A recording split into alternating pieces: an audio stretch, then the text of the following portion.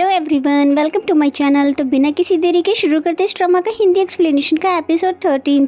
Episode के starting में हम देखते हैं कि जुआन नैन्सी से बहुत ही प्यार से बातें कर रहा था, वो भी रोमांटिक वे में, और उसको रिसीव करने के लिए डोर तक भी आ जाता है। नैन्सी उसकी काइंडनेस देख के बहुत ही ज्यादा हैरान होती है, लेकिन जैसा सब कुछ चल रहा है उसे वैसा ही चलने देती है। एंड देन जुआन ने उसको अपनी जैकेट भी पहना दी, ये कहते हुए कि रात में ठंड बढ़ जाती है, इसलिए तुम्हें अपना ख्याल रखना चाहिए। पहली बार वो अपना स्नैक्स उसको ऑफर करता है और साथ ही उसके लिए एक ड्रिंक भी लेने के लिए जाता है। और फिर नैन्सी से भी रहा नहीं जाता है और वो पूछ लेती है कि मुझसे कोई गलती हो गई तो मुझे बता दो, तुम्हें इतना ज्यादा पोलाइट होने की कोई भी जरूरत नहीं है। जिसपे जुआन ने बोला कि ऐसा कुछ भी नहीं है, तुम आराम से बैठ कर अपना नोवेल लिखो, मैं तुम्हारे लिए ड्रिंक लेकर आता हूँ। नैन्सी जाके बैठ तो जाती है, लेकिन उसको ये बात बिल्कुल भी हजम नहीं हो रहा कि जरूर न जरूर इसके मन में कोई ना कोई बात तो चल ही रहा है, ये मुझे बता ही नहीं रहा। तभी नैन्सी उसके पास आते हुए बोलती है कि तुमने तो कहा था कि हम दोनों नोवेल को डिस्कस करेंगे। जिसपे जुआन बोलता है कि मैं तुम्हारी क्रिएटिविटी आइडिया की रिस्पेक्ट करता हूँ, तुम जो कुछ भी चाहो वो लिख सकती हो। और ये सुनकर तो नैन्सी और भी ज्यादा हैरान हो जाती है और उसकी धड़कनें तो बहुत तेज हो जाती है, क्योंकि वो अपनी पर्सनैलिटी के अगेंस्ट जो बिहेव कर रहा है। साथ ही ये भी कह देता है कि तुम मेरे बारे में जो भी सोचती हो तुम लिख सकती हो, ये तुम्हारा राइट बनता है, ऑनेस्टली तुम इसे लिख सकती हो। जिसपे नैन्सी बहुत ज्यादा कंफ्यूज हो जाती है और फिर जाते हुए ये बोलती है कि मैं आगे का नॉवेल अपने घर में जाकर लिखूंगी। लेकिन उसे जाते हुए भी बहुत डर लग रहा था कि कहीं ये सब कुछ एक प्रैंक ना हो। और फिर गुड बाय कहते हुए अपने घर भाग जाती है। देन जुआन को दिखाते जो कि बहुत ही ज्यादा गुस्सा कर रहा था, क्योंकि वो तो बहुत ही अच्छे से बिहेव कर रहा था, फिर भी नैन्सी उससे पीछा छुड़वा कर भाग गई। और फिर खुद से ही कहने लग जाता है कि मैं एक केयरिंग पर्सन हूँ, इसलिए मुझे गुस्सा नहीं करना चाहिए। देन नैन्सी को दिखाते हैं जो कि बहुत ज्यादा खुश होकर आई थी कि फाइनली ये डेविल लड़का एक अच्छे पर्सन में बदल गया। और फिर सोचने लग जाती है कि ये ऐसे कैसे एक केयरिंग बॉय में बदल गया, कहीं इसके माइंड में कोई बड़ी खिचड़ी तो नहीं पक रही है। खुद से ही कहती है खैर मुझे क्या करना है, ये तो अच्छा हुआ कि मुझे उसके ऑर्डर से छुटकारा मिल गया है।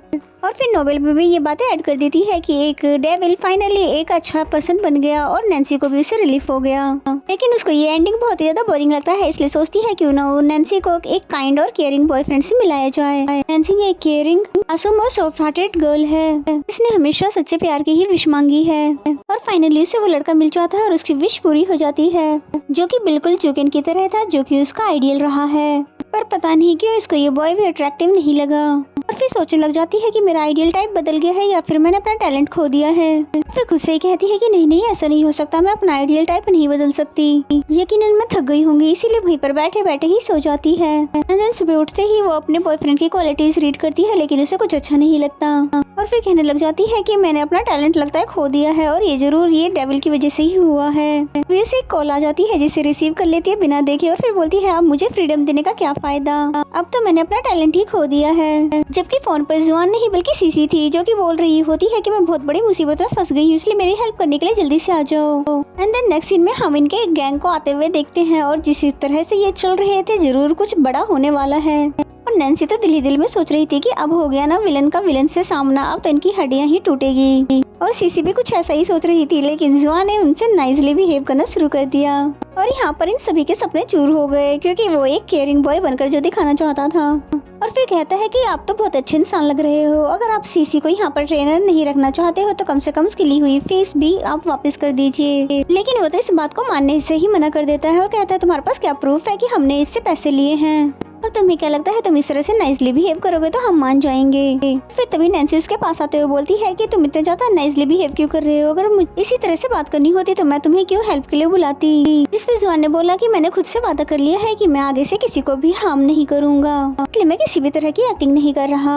जुआन का तो कुछ ऐसा इरादा नहीं था, लेकिन ये गुंडे इतने आसानी से उसकी बात भी तो नहीं मानने वाले थे। और फिर जुआन ने नैन्सी को रिकॉर्डिंग करने के लिए बोला और अपनी पावर का यूज करके उनके हाथों से खुद को हिट करवा दिया। और अब तो उनके खिलाफ उसके पास एक प्रूफ आ गया है, जो कि इन गुंडों को पुलिस के हवाले करवा सकता है। और फिर होना क्या था, यही सबूत वापस लेने के लिए गुंडे उसके पीछे भागने लग जाते हैं और जुआन उनको अलग अलग ट्रिक से उनको गिराने लगता है। और ये सब देखकर नैन्सी तो बहुत ज्यादा खुश हो जाती है कि फाइनली ये अपने रूप में आ गया है, अब तो इन सभी को मजा चखा ही देगा। और जुआन ने तो उन्हें इतना ज्यादा दौड़ाया कि वो खुद ही हार मान लेते हैं। और फिर जब सभी थक जाते हैं तो बोलता है कि अगर ये वीडियो मैंने पुलिस को दे दिया तो तुम सभी को जुर्माना भरना पड़ जाएगा, इसलिए बेहतर ये होगा कि तुम सीसी के पैसे ही वापस कर दो। जिस पे वो गुंडे भी इजीली मान जाते हैं और अपना फोन उसको देते हुए उसके पैसे ट्रांसफर करवा देते हैं। एंड देन नेक्स्ट सीन में नैन्सी सभी को उसकी बहादुरी के बारे में बता रही थी और उसको आज का विनर अनाउंस कर दिया। इसलिए सभी खुश होकर उसको उछालने लग जाते हैं और फिर सीसी नैन्सी के पास जाकर उसको थैंक यू कहती है हेल्प करने के लिए। लेकिन नैन्सी ने सारा का सारा क्रेडिट जुआन को दे दिया और फिर खुद भी हैप्पी मोमेंट एंजॉय करने लग जाती है।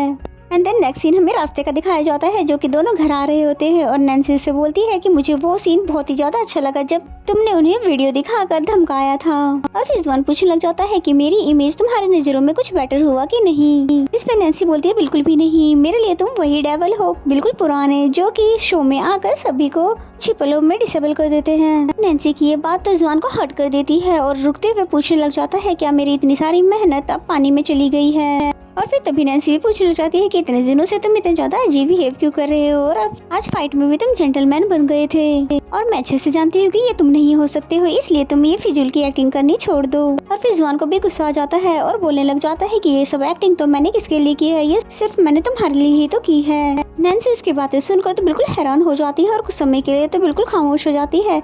और फिर तभी जुआन अपनी बात बदलते हुए कहता है कि तुमने ही तो कहा था कि मैं तुम्हें डरावना लगता हूँ और तुम नोबेल में भी मेरे बारे में कुछ अच्छा नहीं लिख सकती, इसलिए मैं तुम्हें केयरिंग बॉय बनकर एक अच्छा मटेरियल दे रहा था। बट मुझे ऐसा लगता है कि मेरे इतना ज्यादा मेहनत करने का कोई फायदा नहीं हुआ, तुम तो हमेशा मुझे डेविल ही समझती हो। जिस पे नैन्सी बोलती है कि मैं ऐसा कुछ भी नहीं समझती, मैं तुमसे नफरत भी नहीं करती, मुझे बस एक चांस दे दो, मैं तुम्हें नोबेल में बहुत ज्यादा कूल बना दूंगी, इसलिए गुस्सा खत्म कर दो। जिस पे जुआन भी मान जाता है।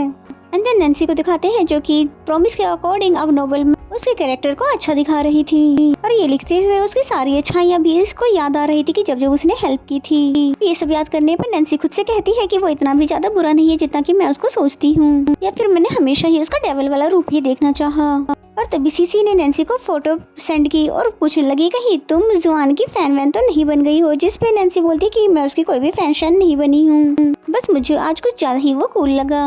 एंड देन नेक्स्ट सीन में हमें येकिन को दिखाते हैं जो कि बिजनेस ट्रिप पे जाने से पहले सभी को उनका टास्क समझा रही थी। और फिर जैसी मीटिंग खत्म होती है तो नैन्सी से येकिन उसके नोबेल के बारे में पूछ रही थी, जिस पे नैन्सी ने बोला कि मैंने अभी तक कंप्लीट नहीं किया पर जल्द ही कर लूंगी। साथ ही नैन्सी ये भी बता देती है कि बॉस 2 दिन से ऑफिस नहीं आ रहे, काफी ज्यादा डिप्रेस लग रहे हैं और रूल को भी फॉलो नहीं कर रहे हैं। और ये कहकर तो नैन्सी यहाँ से चली जाती है, लेकिन येकिन को तो जुकिन की फिक्र होने लगी। और फिर तभी उसे डॉक्टर की बात भी याद आ जाती है। तभी वो इस बात को कंफर्म करने के लिए उसको कॉल कर देती है और बातों ही बातों में उसे ये बात भी जानना चाह रही थी, लेकिन बहुत कोशिश करने के बाद भी उससे पूछने की हिम्मत नहीं हो पाई। लेकिन बेचारा जुकिन तो उस डॉक्टर की वजह से परेशान था और पूछने लग जाता है तुम्हारी उस डॉक्टर से तो बहुत ही अच्छी पहचान हो गई है। जिस पे येकिन बोलती है कि ऐसा कुछ भी नहीं है जैसा कि तुम सोच रहे हो, उसकी तो पहले से ही गर्लफ्रेंड है। खैर मैं तुमसे फेस टू फेस वापस आकर बात करना चाहूंगी। और येकिन की बातें सुनने के बाद तो जुकिन बहुत ज्यादा खुश हो जाता है और मेडिटेशन छोड़कर ही वहाँ से भाग जाता है। एंड देन नेक्स्ट सीन में हमें जुकिन को अकेला बैठा हुआ दिखाते हैं और वो सोच रहा था कहीं उसने मेरी फीलिंग को सेंस तो नहीं कर लिया है। वो मुझसे क्या पूछना चाहती थी, बेचारे से सब्र ही नहीं होता, इसलिए उसको मैसेज करके पूछने लग जाता है कि तुम मुझसे क्या पूछना चाहती थी। और येकिन भी उसको बताने ही वाली थी कि तभी यहाँ पर हमें फ्लैशबैक का सीन दिखाया जाता है कि जब जुकिन अपने डैड से एक अलग कंपनी बनाने की बात कर रहा था तो उसके डैड ने कहा था कि तुम्हारी इतनी एबिलिटी नहीं है कि तुम एक अलग कंपनी बनाकर उसे संभाल सको।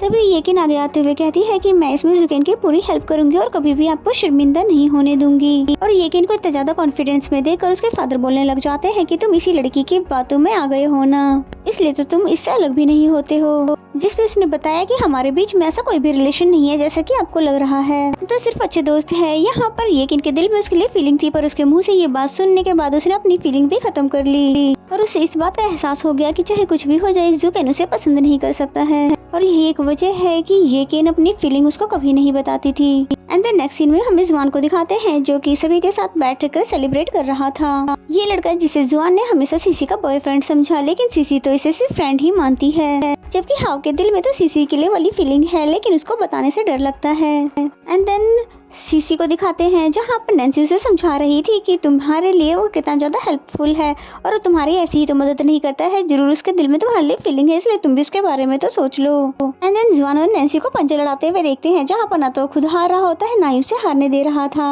और फिर नैन्सी को देखते देखते उसकी आंखों में ही खो जाता है और नैन्सी ने उसे इजीली यहाँ पे हरा दिया। और फिर अपनी इस जीत को सेलिब्रेट करने के लिए वो ड्रिंक करने लग जाती है, जिसे जुआन रोक भी रहा था। और फिर ग्लास में से ये दोनों एक दूसरे को देखने लग जाते हैं, जो कि बहुत ही ज्यादा फनी सीन था। और इसी सीन के साथ ये एपिसोड यहीं पे खत्म हो जाता है। तो मेरा एक्सप्लेनेशन अगर आपको अच्छा लगता है तो वीडियो को लाइक कीजिए। तो मिलते हैं नेक्स्ट एपिसोड में, तब तक के लिए bye bye and take care.